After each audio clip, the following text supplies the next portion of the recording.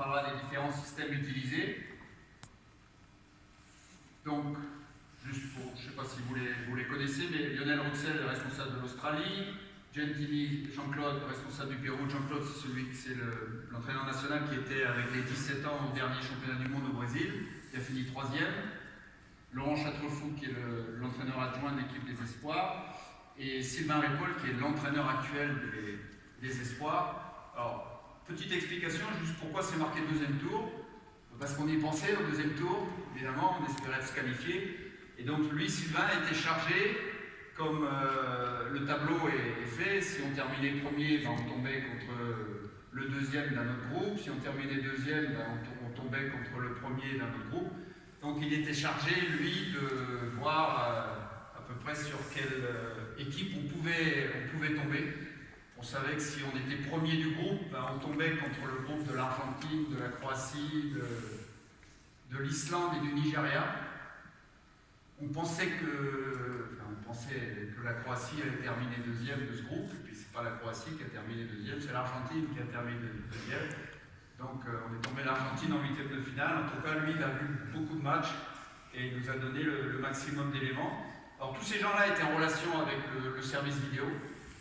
Et à chaque match qu'ils voyaient, ils avaient une fiche technique à remplir sur l'animation offensive de l'équipe. Qu'est-ce que fait l'équipe quand elle a le ballon? Est-ce qu'elle va vite vers l'avant? Est-ce qu'elle est plutôt en attaque placée? Quand elle perd le ballon, qu'est-ce qu'elle fait? Est-ce qu'elle presse l'adversaire? Est-ce qu'elle se met à mi-terrain? Ou est-ce qu'elle se met dans son camp? Voilà, tout un tas d'éléments qui ensuite nous permettaient de faire les montages vidéo. Aussi sur les coups de pied arrêtés, évidemment, très très important. Et ça a été très important dans cette Coupe du Monde. 42% des buts ont été marqués sur coups de pied arrêtés, ce qui est énorme, énorme. Et j'en profite, puisque vous êtes tous éducateurs, de travailler cet élément à l'entraînement. On ne le fait pas assez. Commencez par nous. Personne ne travaille. 42%, ça veut dire qu'il faut passer presque la moitié du temps à travailler les coups de pied arrêtés. Et on ne passe jamais la moitié du temps, on ne passe jamais la moitié du temps, en tout cas pas assez. Et donc quand j'entends coup de pied arrêté, c'est pas simplement franc, c'est corner, c'est penalty, ça fait partie des coups de pied arrêtés. Les touches, très important aussi, les touches, même si c'est avec la main, mais ça fait partie des coups de pied arrêtés, les touches. Et il y a beaucoup d'équipes, en particulier, je pense à l'Islande, qui ont des points forts sur les touches, qui arrivent à déstabiliser les équipes en face. Voilà, donc les coups de pied arrêtés, c'est ultra important, on en reparlera dans la conclusion. Donc tout ce petit monde est en relation avec notre service vidéo. Là, on voit sur l'écran Thierry Merzalek et Eric Dupret, qui étaient chargés de regrouper toutes les informations. En plus de ce travail-là, l'observation des matchs, il y avait bien sûr l'observation de nos joueurs en amont. Avant de faire la liste, il faut aller voir les joueurs. Aller voir les joueurs sur place. Pourquoi sur place? Parce que quand on est dans la tribune, on voit mieux, on a une vision périphérique, on voit ce qui se passe, on voit si le ballon il est là et que notre joueur, le joueur qu'on observe, ou les joueurs, il peut y en avoir 2, 3 ou 4, on voit le langage corporel que le joueur a lorsque le ballon est loin, ce que vous ne voyez pas à la télé, et quand vous êtes sur place, vous le voyez. L'inconvénient, c'est que quand vous allez voir un match à Londres, ça vous prend au moins la journée ou la journée et demie, et puis pendant ce temps-là, il y a eu 10 matchs à la télé que vous n'avez pas vus, et puis il faut revoir après, etc. Et s'il y a la Champions League qui suit 3 jours après, vous avez un petit décalage. Donc l'intérêt de voir les matchs sur place, et aussi l'intérêt de voir quand on reste chez nous, on voit une douzaine de matchs par week-end, avec la télévision, parce qu'on a toutes les chaînes possibles, et avec l'iPad aussi, même on peut voir quelquefois 2 matchs en même temps, et donc on se répartit avec Didier pour les matchs, avec Franck pour tout ce qui concerne les gardiens de but. Donc on arrive à avoir une synthèse de ce que les joueurs ont fait, le temps de jeu qu'ils ont eu et la qualité qu'ils ont eu ou pas dans leurs différents matchs. Voilà, là c'est un petit exemple de... J'étais parti en Angleterre, à Londres, voir le match entre Arsenal et l'Atlético de Madrid où Antoine Griezmann marque.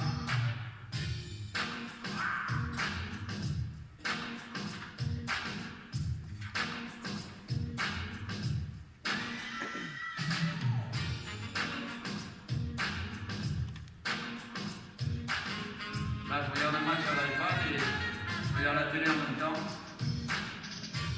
Pas facile. Voilà.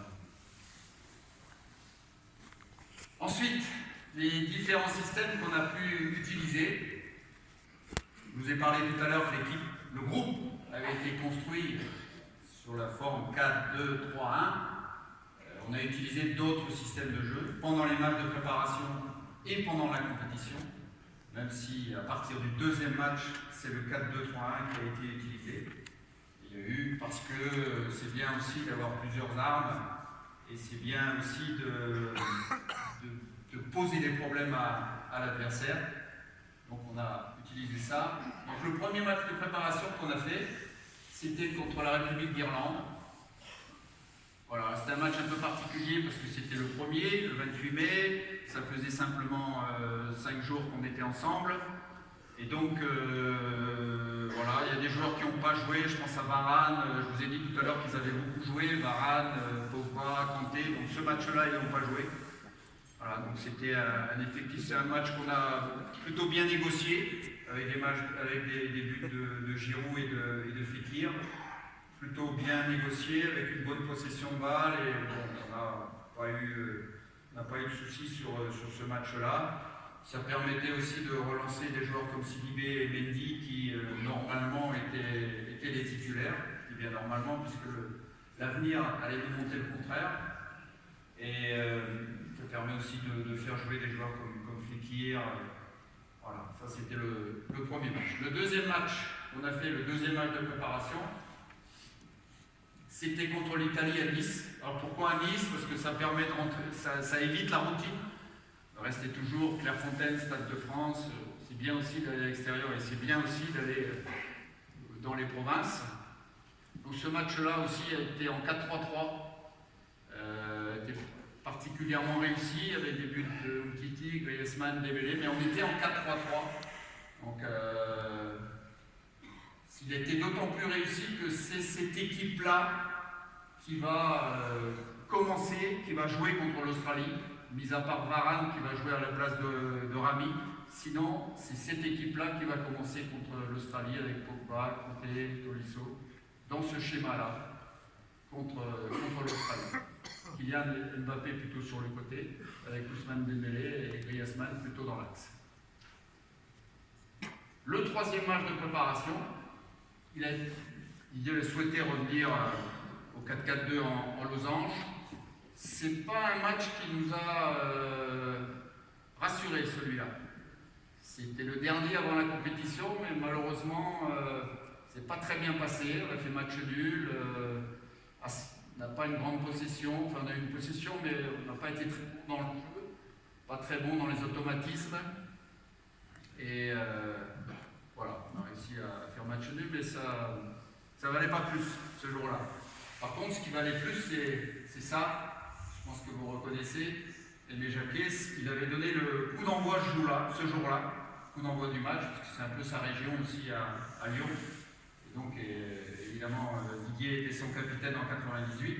Là, on est un temps plus tard, on ne sait pas ce que va donner la Coupe du Monde.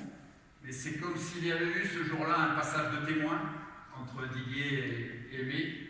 Et donc, je trouve que cette photo qui a été prise vraiment ce jour-là, c'est pas un montage, elle a été prise ce jour-là, c'est lui qui a donné le coup d'envoi. Je trouve qu'elle est sympa et qu'elle montre que peut-être que la deuxième étoile était là ce jour-là. Voilà, donc ensuite, là on passe à la compétition. Donc, c'est l'équipe, je vous ai dit, qui a joué contre l'Italie à Nice, à peu près. Donc Varane y rentre. Et puis on est en 4-3-3. Voilà, c'est un match qu'on va gagner avec des buts de Griezmann et de Pogba. Mais c'est un match qui va amener une sérieuse remise en question. Didier va faire le lendemain du match, va faire une causerie très, comment dirais-je, très directe est très critique sur le match, ce qui lui arrive peu souvent, surtout sur l'engagement, surtout sur le volume de jeu. Je vous ai parlé tout à l'heure que tout était...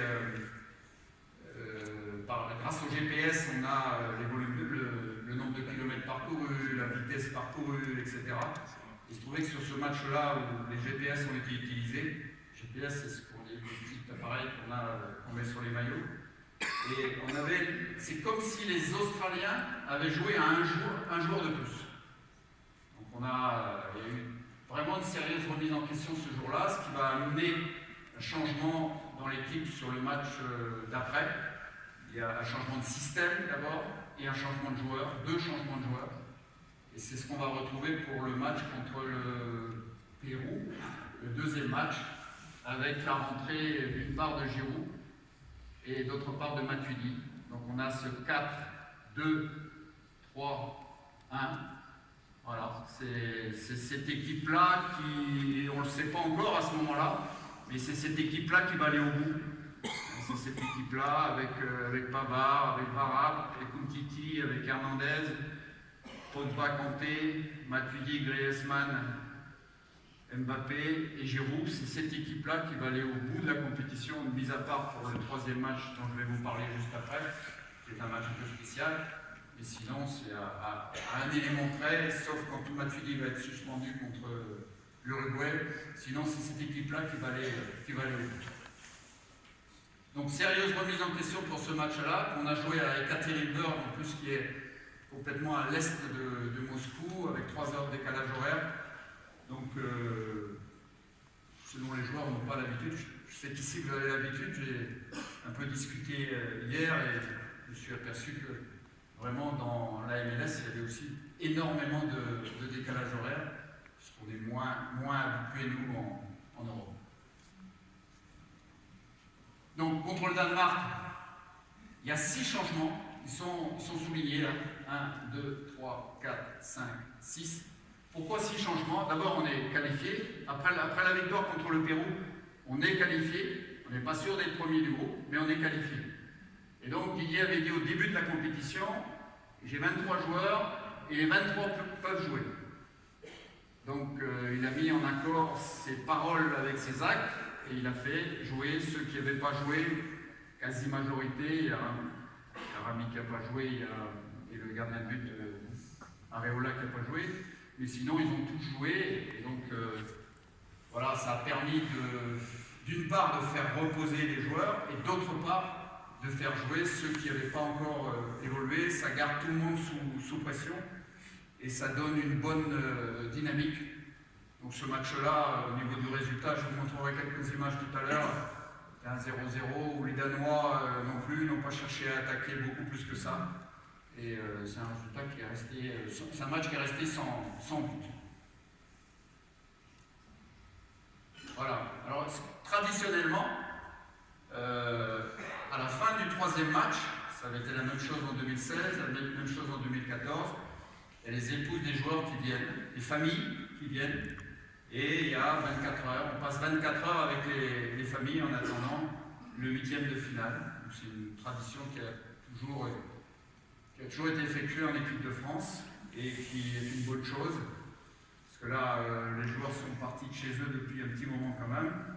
Et on va connaître, le soir même, on va connaître, à un quart d'heure de la fin du match, pas de notre match, mais des matchs qui concernaient le groupe qu'on allait rencontrer.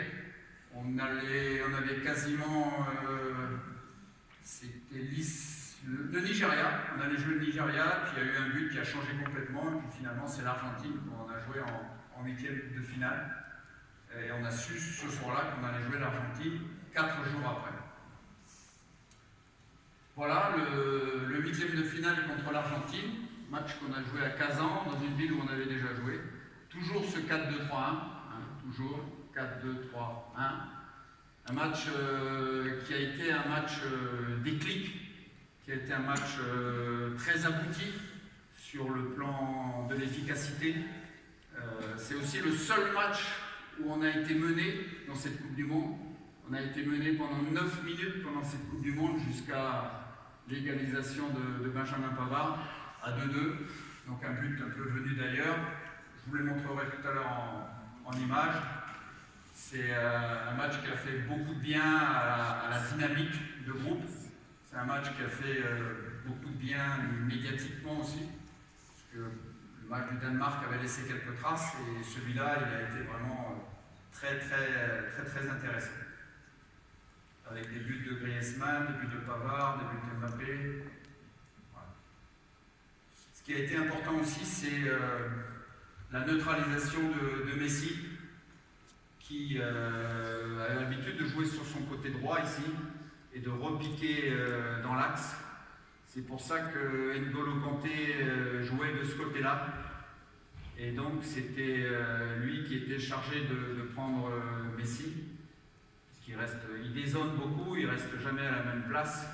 Et il fallait aussi couper la ligne de passe, parce que Messi il se trouvait par ici, et couper la ligne de passe, surtout entre Mascherano et lui. Et N'Golo Kanté l'a particulièrement bien fait. Alors, il y a un élément aussi qui a compté, et comme vous êtes tous, je crois, éducateurs, vous allez être un petit peu surpris, parce qu'il y a quelque chose d'anti-pédagogique qu'on a fait avant ce match-là. C'est-à-dire qu'il y a des causeries qui sont effectuées avant les matchs. En général, il y en a deux, Didier en fait deux en général, une le matin, le match, et une autre 2 ou 3 heures avant le match. Et là, on a décidé d'en rajouter une causerie, la veille du match, mais uniquement avec les 11, pas avec les 23. Alors pourquoi? Parce que on parle mieux à 11 qu'à 23. Et il s'est trouvé que c'était une réussite parce que les 11 se sont beaucoup plus exprimés quand on a joué l'Argentine. Je pense à quelqu'un en particulier comme Umtiti, qui jouait à Barcelone, donc qui joue dans le même club que Messi, et qui nous a dit, Messi a dit à ses potes aussi, Messi, quand il est comme ça, il n'aime pas, et puis il aime bien recevoir le ballon de ce côté-là, pas de ce côté-là, etc. Donc ça donne des éléments, il y a eu un échange très riche entre les joueurs, et ça a permis, je pense que ça reste un détail, mais la victoire c'est une succession de petits détails, et ça a été très important. On l'a renouvelé pour les quarts, on l'a renouvelé pour les demi, on l'a renouvelé pour la finale. On ne l'a pas refait depuis, mais on l'a fait sur cette compétition-là. Ça ne veut pas dire que les 12 autres joueurs étaient mis à part, puisque le lendemain, il y avait une causerie avec tout le monde, mais il y avait une préparation de match un peu spéciale pour les 11 joueurs.